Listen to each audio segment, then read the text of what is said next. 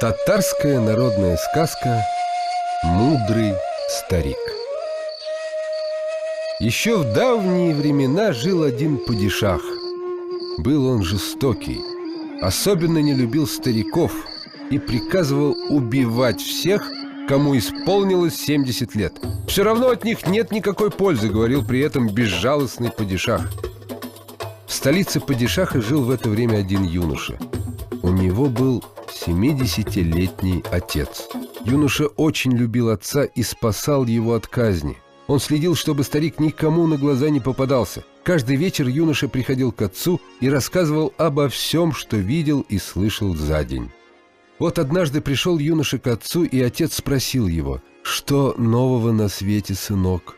Сегодня днем, начал свой рассказ юноша, падишах со своими визирями пришел на берег реки. Увидел он на дне реки сверкающий драгоценный камень и приказал достать его. Пловцы нырнули в воду, но не нашли там никакого камня, а когда вынырнули, увидели, что драгоценный камень по-прежнему сверкает на дне реки. Ни падишах, ни его визири не могут узнать, где же находится камень. «Скажи, сынок, нет ли на берегу дерева?» – спросил старик. «Есть! Ветви его свисают над водой в том месте, где падишах увидел драгоценный камень», – сказал юноша. «А нет ли на том дереве гнезда?» – снова спросил старик. «Есть». «Ну так слушай, что я тебе скажу. Драгоценный камень лежит не на дне реки, а в птичьем гнезде. В воде же блестит только его отражение», – уверенно сказал старик. Наутро собрались падишах с визирями на берегу реки. Смотрят, камень по-прежнему сверкает на дне. Нырнули – нет ничего. Стоят визири, ничего понять не могут. Тут подошел к падишаху юноша, поклонился и говорит: «Позволь, великий падишах, слово молвить. Не ищите камень в воде. Видите дерево? На том дереве есть гнездо, а в гнезде лежит камень. Там его и ищите». Падишах только бровью повел. Кинулись к дереву визири и через минуту принесли ему драгоценный камень величиной с гусиное яйцо. Удивился падишах. «Считаетесь вы людьми учеными, а оказались глупее этого юноши», — упрекнул он своих визирей. А у юноши он спросил: «Кто тебе рассказал об этом?» «Я сам догадался», — ответил юноша. Визири затаили против юноши злобу. И то сказать, опозорил он их перед падишахом. И решили визири сжить юношу со свету. Пришли они к падишаху и сказали: «Джигит-то хвастается, говорит, я все на свете смогу отгадать. Позволь, падишах, показать ему двух жеребцов, одинаковых по виду, и пусть он, не подходя близко к ним, отгадает, который жеребец молодой, который старый». «Хорошо», — согласился падишах. Призвал он юношу и говорит: «Приди сюда завтра, мы тебе покажем двух жеребцов, а ты должен будешь отгадать, который из них молодой, который старый». Поклонился юноша и печальный вернулся домой. Дома он опять пришел к отцу и молча сел около него. «О чем думаешь, сын мой?» – спрашивает старик. «Ты, отец, правду сказал о драгоценном камне. Его нашли в птичьем гнезде. Теперь падишах задал мне другую задачу». И юноша рассказал отцу, какую задачу придется ему завтра разгадывать. «Не горюй, сынок. Эта загадка очень простая. Ты пойдешь завтра к падишаху, и когда выведут жеребцов, внимательно посмотри на их повадки. Молодой жеребец шагу спокойно не сделает. Издали начнет приплясывать, а старый только головой поведет и молодому дорогу уступит». На другое утро пришел юноша на падишахский двор. Через некоторое время и падишах со своими визирями туда же вышел. Махнул падишах рукой, вывели двух одинаковых жеребцов. Один жеребец идет, все приплясывает, а другой идет и только головой мотает. «Вот этот жеребец молодой, а тот старый», — уверенно сказал юноша. Не успел юноша отгадать эту загадку, как визири приготовили ему новую. Они велели обтесать два одинаковых бревна, и юноша должен был отгадать, какое бревно отпилено от верхней половины дерева, какое от нижней. Печальный вернулся юноша домой, пришел к отцу и рассказал про новую загадку. «Не горюй», — успокоил отец. «Разгадать эту загадку нетрудно. Ты вели опустить оба бревна в воду и посмотри. Бревно от верхней половины дерева всплывет все целиком, а бревно, отпиленное от нижней половины, одним концом опустится в воду». Наступило утро. Пришел юноша в назначенное место, а там лежат 2 одинаковых бревна. Падишах сказал юноше: «Вот тебе 2 бревна. Ты к ним не прикасайся, но отгадай, какое отпилено от верхней половины дерева, какое от нижней». «Опустите оба бревна в воду», — сказал юноша. Опустили бревна в воду, и сразу одно всплыло наверх, а другое наполовину погрузилось в воду. «Вот это верхняя часть, а это нижняя», — уверенно сказал юноша. Удивился падишах и спрашивает: «Кто тебя научил этому?» «Я сам догадался», — отвечает юноша. «Нет, ты еще слишком молод и неопытен, и не можешь все знать», — сказал падишах. «Говори правду, кто тебя научил. Если не скажешь, прикажу тебя казнить».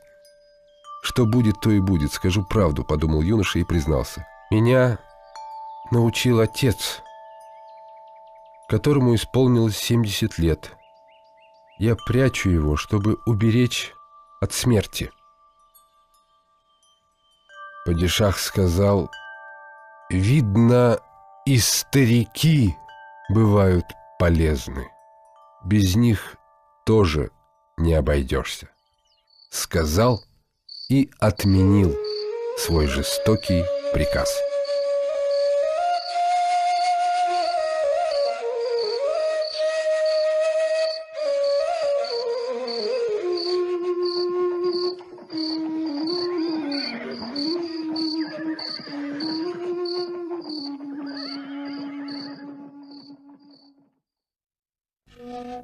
Татарская народная сказка. Находчивый Джигит. У одного бедняка было 3 сына. Собрался старший на заработки.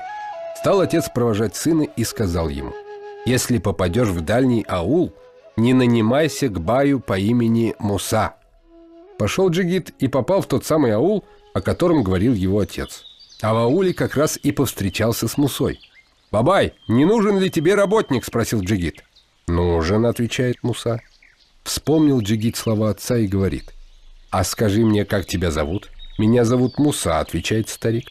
«Нет, я не буду к тебе наниматься, мне отец не велел». И пошел Джигит дальше. Пока он шел по улице, старик кривыми переулками обогнал его и вышел навстречу. Джигит не узнал Мусу, поравнялся с ним и спрашивает: «Бабай, не нужен ли тебе работник?» «Нужен», — отвечает старик. «А как тебя зовут?» «Муса». Джигит подумал: наверное, в этом ауле всех стариков зовут одинаково. Выбирать нечего, надо наниматься. И спрашивает: «Какую плату мне дашь?» Муса говорит: «Плата моя вот какая. Каждый день буду давать тебе ломоть хлеба и чашку чая. А если не будешь этим доволен, то дам я тебе 100 ударов кнутом и денег не заплачу. А если я буду твоей работой недоволен, тогда ты дашь мне 100 ударов и потребуешь деньги». Согласился Джигит на условия Мусы. Стал у него работать. Проработает Джигит целый день, проголодается, вернется домой, а ему подают чашку чая да 1 ломоть хлеба. Совсем похудел Джигит от такой еды. Вернулся он однажды усталый с работы, съел ломоть хлеба, выпил чаю, да и стукнул пустой чашкой о блюдечко.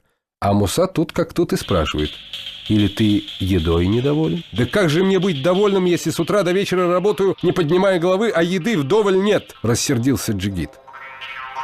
Муса задрал Джигиту рубаху на спине и по уговору начал его сечь кнутом, а потом прогнал домой, не заплатив ни копейки.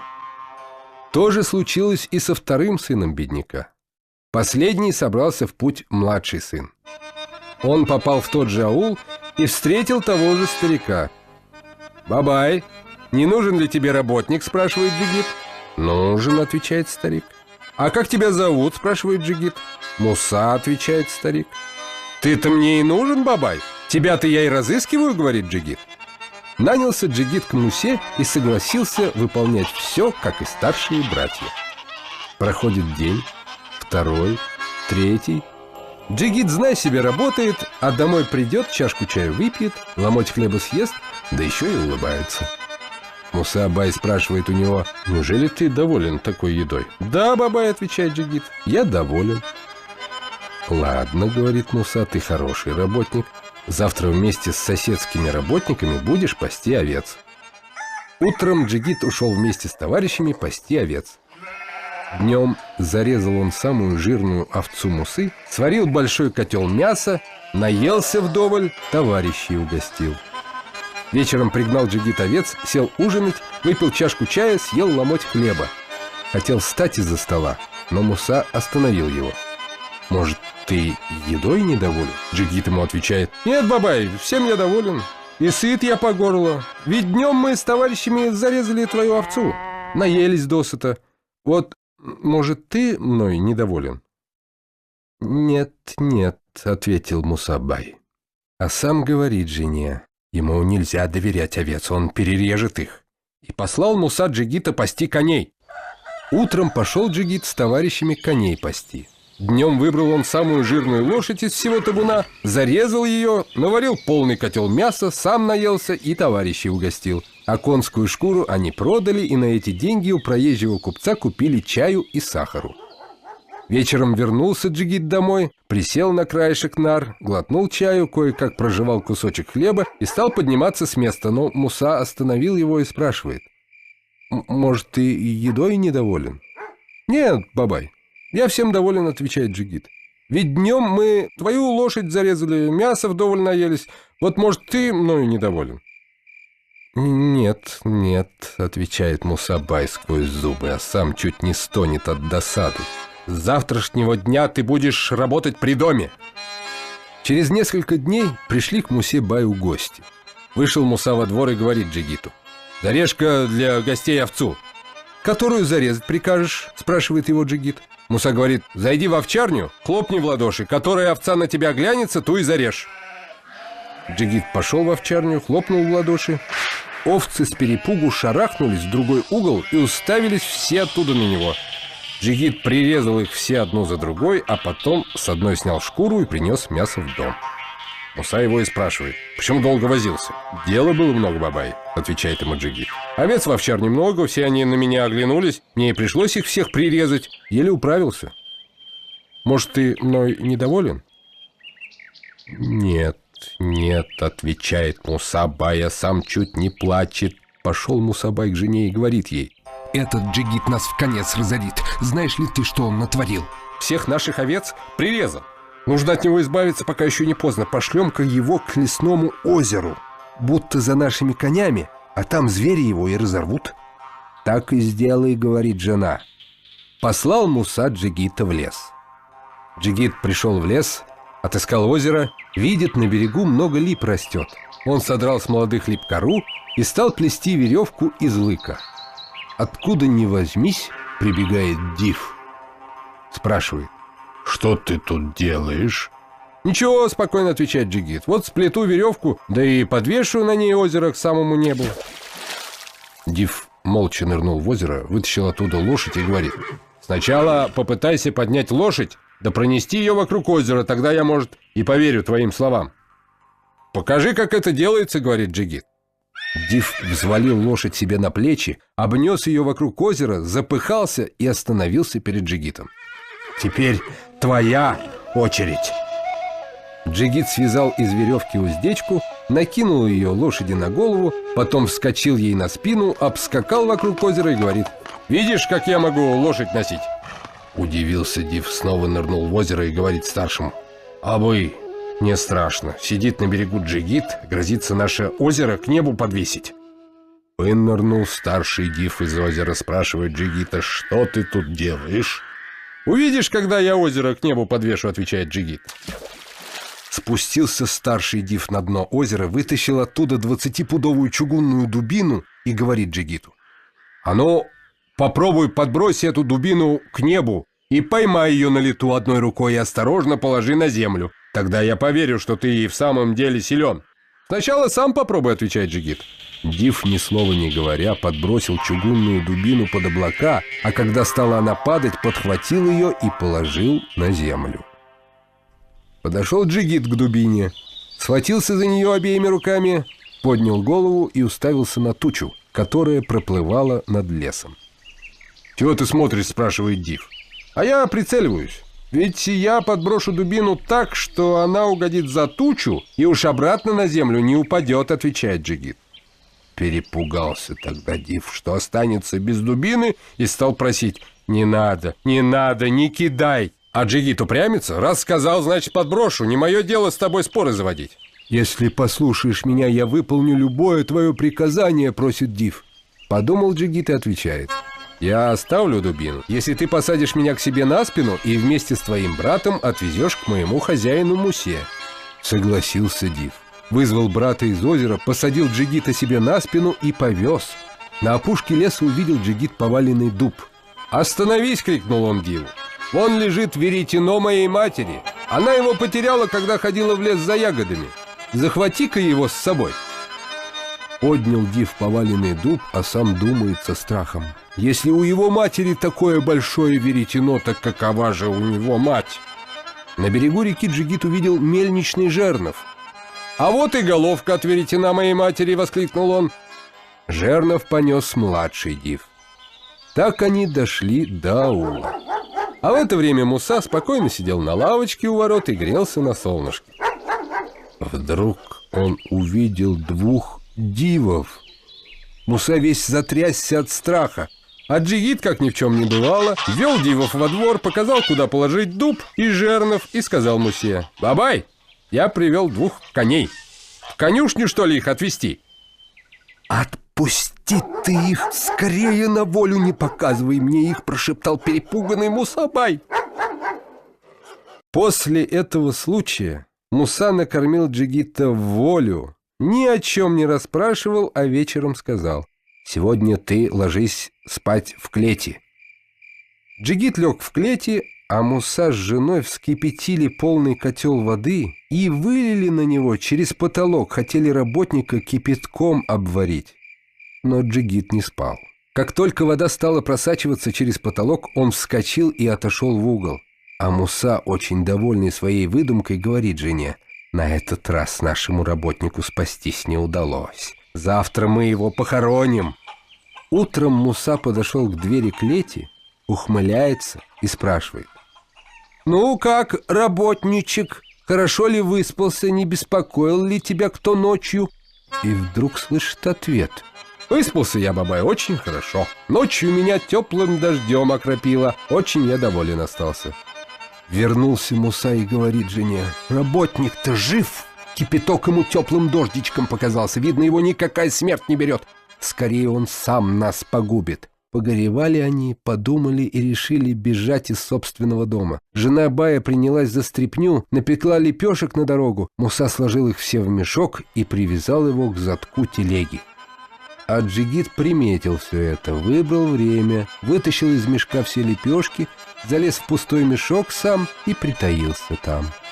Вечером Муса запряг коня, усадил свою жену в телегу и выехал со двора.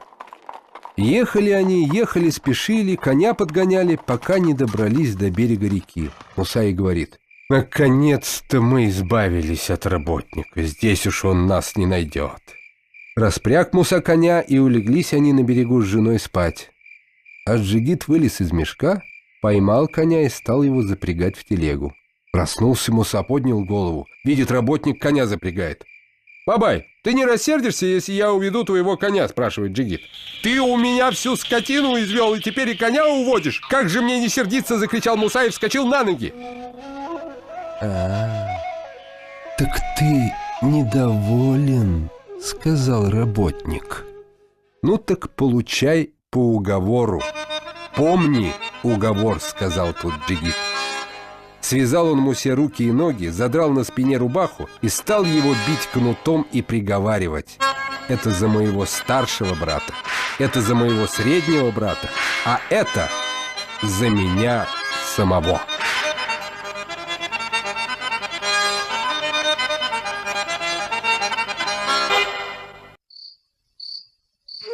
Татарская сказка. Горе. В давние времена жили два брата. Один был очень богат, а другой беден. Богатый брат в город переехал, хоромы себе построил, в купцы записался. А у бедного Никола ни двора. До того беден, что куска хлеба не имеет. Сидят дети вокруг стола и плачут. Вконец измучился бедный брат. Пошел к реке рыбу ловить, не попалась ему ни одна рыбка. Вернулся он домой и сказал жене: «Эх, не пойти ли мне, жена, к брату?» «Ладно, иди», — сказала жена. Пришел бедняк в город пешком, отыскал брата. Рассказал ему о своем житье-бытие и взмолился: «Помоги, братец, горю моему, дай что-нибудь. Дома ни крошки хлеба, жена с детьми сидят голодные». Сказал богатый бедному брату: «Ну, поработай у меня неделю, тогда посмотрим». Согласился младший, остался у богача и стал выполнять всю черную работу. Подметал двор, носил воду, колол дрова. Целую неделю батрачил он у старшего брата. А тот дал ему на прощание буханку хлеба. Обрадовался бедняк, поблагодарил брата, уйти собрался. Окликнул его брат у порога: «Подожди-ка, завтра у меня день рождения. Приходи с женой в гости». Усмехнулся младший брат и сказал старшему: «Куда уж нам с богатыми знаться, нам и прийти к вам не в чем. Приходи, место тебе останется», — только и сказал богач. Ушел бедняк. Ладно, мол, придем. Рассказал жене про приглашение. У брата завтра праздник, отмечает день своего рождения. Позвал нас в гости. «Пойдем-ка ли позвал», — ответила жена. Наутро отправились они в город. Пришли к брату, поздравили его и уселись в сторонке на лавочке. Гостей было много, да все богатые, все поздравляли брата. Богач к ним относился очень почтительно, чем только не подчивал, а на брата с женой и внимания не обратил. Посидели они так с женой и, голодные, отправились домой. Сказал бедняк жене по дороге: «Мне что-то петь захотелось». Удивилась жена: «Ты что, с ума спятил? Люди поют от радости, а нам радоваться нечему. Не станешь же ты петь с горя». Муж ответил ей: «Спою-ка я лучше, а то так тоскливо. Услышат люди и скажут, что старший брат так угостил, что он запел от радости». «Ну, пой, или так», — говорит жена. Запел бедняк что-то очень грустное. Запел один, но тут же послышался второй голос. Удивился, спросил у жены: «Это ты мне, что ли, подпеваешь тоненьким голоском?» «Нет», — говорит жена. Снова запел бедняк. Тут же к нему присоединился второй голос. Сказал бедняк самому себе: «А, это ты, горе? Горе мое, мне подпеваешь?» «Я?» — отвечает горе. «Ну, что с тобой поделаешь? Айда к нам, идем вместе», — говорит бедняк. «Я и так от тебя не отстану», — отвечает ему горе. Так они и пошли втроем: жена, горе и бедняк. Пришли домой горе и говорит бедняку: «Давай выпьем». «А у меня нет денег», — отвечает бедняк. А горе не отстает: «На что тебе твой халат? Давай продадим». Согласился бедняк. Пропили они халат. А утром у обоих голова болит. Что делать? «Это давай опохмеляться», — предлагает горе. Пошарил бедняк в карманах, ни копейки. «Нет денег», — говорит. «Не волнуйся», — успокаивает горе. «Бери арбу и сани, продадим, повеселимся». Продали арбу и сани, напились, опять голова болит. «Не горюй», — утешает горе. «Тащи сюда плуг». Плуг тоже продали, опять выпили, опять голова болит. И это продолжалось до тех пор, пока бедняк не распродал все свои вещи. А потом и домишко. «А горе айда пить?» «Ты как хочешь, а у меня ничего не осталось», — говорит бедняк. Видит горе, что и вправду ничего у того нет, и говорит: «Люблю я тебя, бедняк, люблю. Ладно, я знаю, где есть деньги. Иди к соседу, попроси лошадей и арбу». Пошел бедняк к соседу, сделал все, как велело горе. «Зачем тебе лошади?» — спрашивает сосед. «За дровами поеду», — объясняет бедняк. «Бери, только много не накладывай», — говорит ему сосед. Запрягли лошадей бедняк с горем и выехали. Проехали немного, тут Горе и спрашивает: «Видишь там большой камень?» «Вижу». «Гони к нему лошадей», — говорит Горе. Подъехали они к камню, спрыгнули с арбы. «Убери камень», — говорит Горе. Хотел бедняк убрать камень, да не может, очень уж тяжелым оказался. Взялись вдвоем и так и эдак пробовали, сдвинули с места. Приподняли, а яма полна золотой таньгой. «Это все мое, все мое», — говорит Горе. «Ну что ты уставился? Грузи в арбу!» Бедняк стал грузить. Арба наполнилась, в яме золота совсем не осталось, но бедняк решил схитрить. «Это что там такое сверкает на дне?» — спрашивает он у Горя. «Где? Ничего не вижу. Тебе показалось», — отвечает Горе. А бедняк свое: «Коль не веришь, спустись в яму и посмотри». Прыгнуло Горе в яму, бедняк тут же завалил яму камнем и сказал: «Вернешься с тобой, опять опозоришься». Расплатился бедняк с долгами, не пьет, приоделся, справил одежду детям, построил дом, обзавелся парой лошадей, привез богатого брата в дом и давай угощать. Увидел старший брат, как живет бедняк, потерял рассудок. Пришел в себя, начал расспрашивать: «Братец мой, откуда у тебя столько добра?» Тут рассказал ему бедняк все, что с ним приключилось, и про то, как они напивались с Горем, и как Горе показало ему клад. В общем, все рассказал. Расстроился богач, позавидовал бедняку, узнал, где находится клад, и выехал в поле. Увидел тот камень, подошел к нему и стал отодвигать. Выскочила оттуда Горе и уселась на него верхом. «А, ты хотел со мной разделаться, хотел похоронить в яме? Уж я теперь с тебя никогда не слезу!» Оправдывается богач: «Это не я! Ты чего, не обижайся на меня напрасно, это все брат мой, а я пришел спасать тебя, спасать!» «Спасать меня? Горе?» «Дурачок, дурачок ты!» Горе хотел обмануть. «Ну, теперь ты от меня никуда не денешься». И как смола прилипает к плечу богатого. Так они и пошли вдвоем.